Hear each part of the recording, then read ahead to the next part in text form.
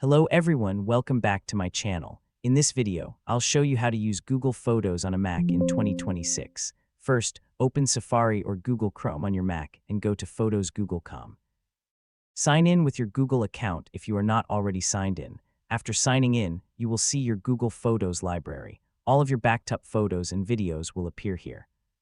At the top, you can use the search bar to quickly find photos by date, location, or person.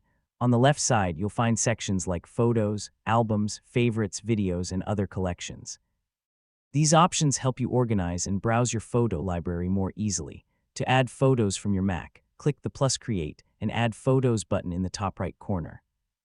Then click Import and choose from Computer. Select the photos you want to add and click Open. Your photos will be imported into your Google Photos library. To view a photo, simply click on it.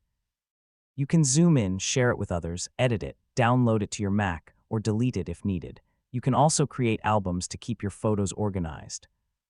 Open Albums from the left side and create a new album to group your favorite pictures together.